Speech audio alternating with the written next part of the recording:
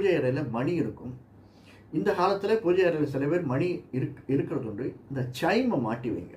அது காதில் ஒலித்து கொண்டிருக்கக்கூடிய, அதாவது எப்பயும் ஆடிண்டே இருக்கணும் சார்.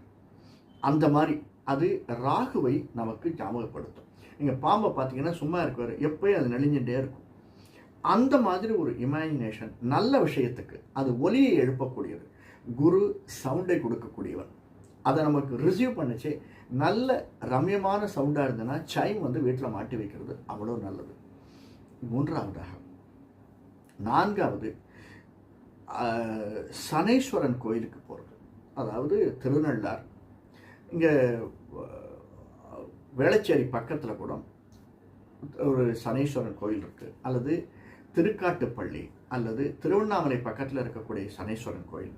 இந்த சனீஸ்வரன் கோயிலுக்கு முடிஞ்சால் வருஷத்துக்கு ஒரு தரம் சென்று வருதல் மிக